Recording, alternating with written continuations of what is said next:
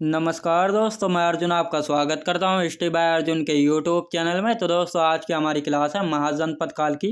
आज की हमारी क्लास है तो दोस्तों वीडियो को अंत तक जरूर देखना ताकि सभी क्वेश्चन जो है आपको आसानी से याद हो जाए। साथ ही दोस्तों अगर आप हमारे चैनल पर पहली बार आए तो हमारे चैनल को भी सब्सक्राइब कर लीजिएगा, साथ ही बेल आइकन को प्रेस कर लीजिएगा ताकि हमारे आने वाले वीडियो का नोटिफिकेशन जो है आप तक पहुँचता रहे। तो चलिए दोस्तों वीडियो को स्टार्ट करते हैं। यानी आज की क्लास में जो है हम महाजनपद काल के बारे में जो है पढ़ेंगे। और महाजनपद काल का समय जो है दोस्तों कब से कब तक रहा था, यानी 600 BC से लेकर 400 BC तक माना जाता है महाजनपद काल का समय। अब महाजनपद काल का जो है निर्माण यानी इनका उदय जो है कैसे हुआ है, तो दोस्तों पहले जो है कुल हुए करते, तो कुल से बना ग्राम, ग्राम से विश्व, विश्व से जन और जन से जन से जनपद और जन से महाजनपद का जो है निर्माण हुआ है। यानी 600 BC में जो है दोस्तों पहली बार जो है राज्य की परिभाषा जो है हुई थी। याद रखें दोस्तों, राज्य यानी आज के समय जो स्टेट होते हैं, तो पहली बार जो है राज्य की परिभाषा कब देखने को मिली थी, तो 600 BC में जो है देखने को मिली थी।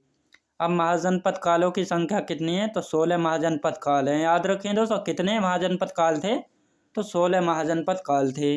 अब 16 महाजनपद काल थे, इसके बारे में जो है कहाँ से जानकारी मिलती है, तो इसके बारे में जो है कुछ अन्य ग्रंथ है जिनसे जो है जानकारी मिलती है कि प्राचीन काल में जो है भारत में 16 महाजनपद थे।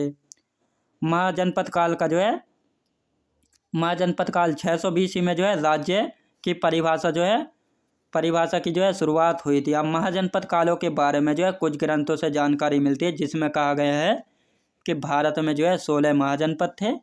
ये कौन कौन से ग्रंथ है जिनसे जो है जानकारी मिलती है कि प्राचीन भारत में जो है 16 महाजनपद थे। एक था अंगुत्तर निकाय जो कि बौद्ध धर्म से संबंधित है। इसमें जो है बताया गया है कि प्राचीन भारत में जो है 16 महाजनपद थे। एक था भगवती सूत्र जो कि जैन धर्म से संबंधित है।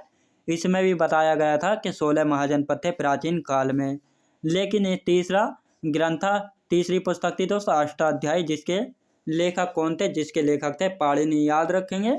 और इसमें बताया गया, पाणिनि ने बताया था अष्टाध्याय में कि प्राचीन भारत में जो है महाजनपदों की संख्या कितनी थी, 22 थी। याद रखेंगे दोस्तों के इन तीनों में से दोस्तों कोई सा भी जो है क्वेश्चन पूछा जा सकता है कि पाणिनि के अनुसार जो है प्राचीन भारत में कितने महाजनपद थे, तो 22 महाजनपद थे। लेकिन अंगुत्तर निकाय के अनुसार पूछा जाए तो 16 महाजनपद थे। अब ये 16 महाजनपद कौन कौन से थे इनके बारे में जानेंगे। 16 महाजनपद दोस्तों, इन 16 महाजनपदों को जो है दो भागों में जो है बांटा गया है, यानी 14 महाजनपद और 2 महाजनपद। यानी इन 16 महाजनपदों में से जो है दोस्तों 14 महाजनपद ऐसे थे जिनमें जो है राजतंत्र जो है चलता था। अब राजतंत्र क्या होता है, यानी राजा का बेटा ही जो है राजा बनेगा, तो यही होता था राजतंत्र। तो यानी इन 14 महाजनपदों में जो है राजतंत्र जो है चलता था। लेकिन 2 महाजनपद ऐसे थे जिनमें जो है गणतंत्र यानी कोई भी जनता के द्वारा जो है राजा को चुना जाता था। तो ये कौन कौन से थे, तो पहला था बज्जी और मल। तो ये तो महाजनपद थे बज्जी और मल जो कि गणतंत्र थे जिनमें जो है राजा को जो है चुना जाता था जनता के द्वारा। दुनिया का सबसे पहला गणतंत्र कौन सा था, दुनिया का सबसे पहला गणतंत्र राज्य कौन सा था, तो बज्जी था और इसकी राजधानी थी वैशाली। याद रखें दोस्तों राजधानी क्या थी, वैशाली थी, जो कि लिच्छवी वंश ने जो है इसको गणतंत्र जो है किया था। याद रखें दोस्तों गणतंत्र की शुरुआत किसने की थी, तो लिच्छवी वंश ने जो है गणतंत्र की जो है शुरुआत की थी। किसने दोस्तों, लिच्छवी वंश ने गणतंत्र की जो है शुरुआत की थी। याद रखेंगे। अब इन 16 महाजनपदों के बारे में जान लेते हैं। इनकी राजधानियाँ कौन कौन सी थी, महाजनपद और राजधानी।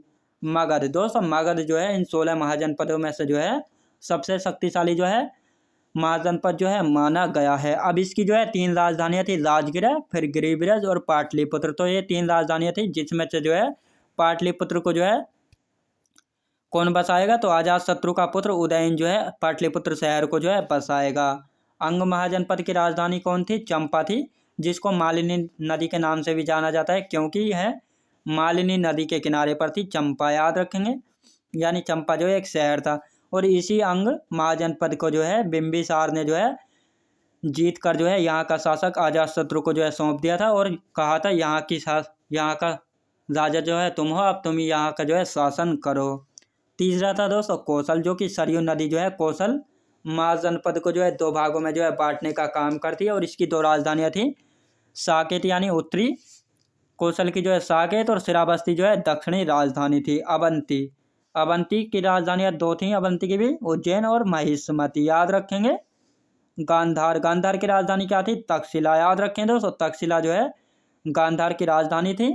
काशी की राजधानी क्या थी? काशी की राजधानी थी वाराणसी, याद रखें दोस्तों, वाराणसी जो है काशी की राजधानी थी। पांचाल, पांचाल जो है दोस्तों गंगा नदी जो है पांचाल महाजनपद को जो है दो भागों में बांटने का काम करते हैं, और इसकी दो राजधानियां अहिच्छत्र और कामपिल्य, याद रखें दोस्तों, दो राजधानियां हैं पांचाल की, अहिच्छत्र और कामपिल्य। अब बज्जी की राजधानी कौन सी है? बज्जी की राजधानी है वैशाली, याद रखें दोस्तों, इसी वैशाली से जो है संबंध है आम्रपाली का संबंध है, याद रखेंगे दोस्तों, आम्रपाली का जो है संबंध है। कहा जाता है आम्रपाली जो है बहुत ही ज़्यादा सुंदर थी, और इसी कारण जो है इसको जो है वेश्या का जीवन जो है व्यतीत करना पड़ा, और आगे हर्यक वंश में एक शासक हुए बिंबिसार, वह जो है इससे जो है शादी कर लेंगे, और जिससे जो है एक पुत्र होगा जीवक, जो कि आगे चलकर जो है बहुत बड़ा राजवेद जो है बनेगा, याद रखेंगे। अब नौवां महाजनपद कौन सा है? कंबोज, जिसकी राजधानी हाटक या राजापुरी, यह जो है दोस्तों घोड़ों के लिए जो है प्रसिद्ध था, याद रखें दोस्तों, घोड़ों के लिए जो है प्रसिद्ध था हाटक।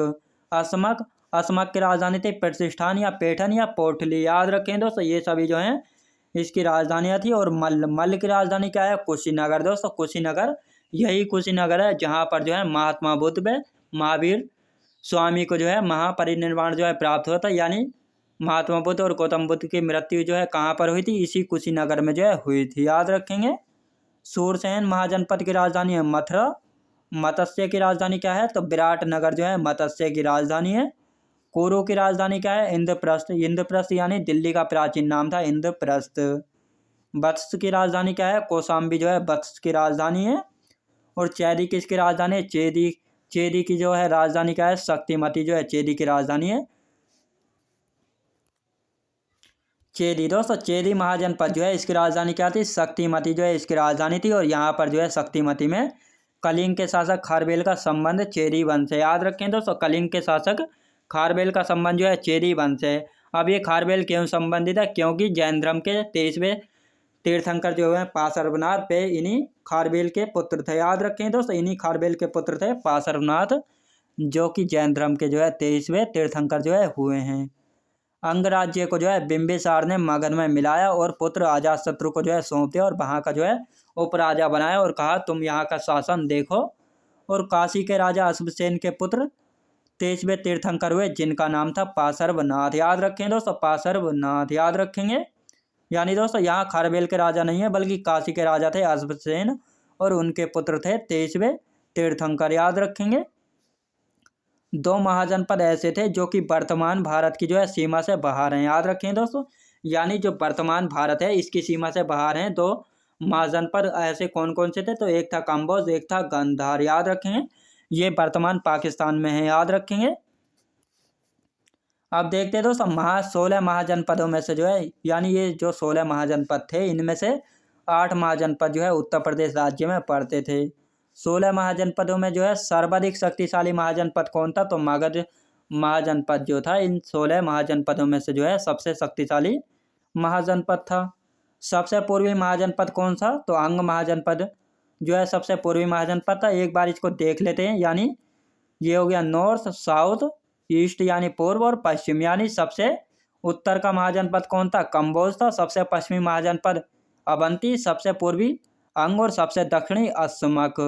इसी अंग महाजनपद में जो है पड़िकों का नहर जो है इसको कहा गया है, और व्यापार की दृष्टि से जो है महत्वपूर्ण था, याद रखें दोस्तों, व्यापार की दृष्टि से जो है महत्वपूर्ण कौन सा महाजनपद था? तो अंग महाजनपद था, याद रखेंगे। इसकी राजधानी थी चंपा, याद रखेंगे दोस्तों, चंपानगर को जो है नियोजित करने वाला वास्तुकार कौन था? तो नियोजित करने वाला वास्तुकार थे महागोविंद, याद रखेंगे। यानी दोस्तों जो अंग महाजनपद था इसकी राजधानी क्या थी? चंपा थी, और इसका जो नियोजित करने वाला वास्तुकार था वह थे महागोविंद, याद रखेंगे। तो दोस्तों मैं उम्मीद करता हूँ आपको वीडियो क्वालिटी, कंटेंट वगैरह सभी कुछ आपको पसंद आया होगा। पसंद आया हो तो लाइक, शेयर और सब्सक्राइब करना बिल्कुल भी ना भूले। साथ ही दोस्त अगर आप हमारे चैनल पर पहली बार आए तो हमारे चैनल को भी जो है सब्सक्राइब कर लीजिएगा, साथ ही बेल आइकन को प्रेस कर लीजिएगा, ताकि हमारे आने वाले वीडियो का नोटिफिकेशन जो है आप तक पहुँचता रहे। तो चलिए दोस्तों, मिलते हैं नेक्स्ट वीडियोज़ में।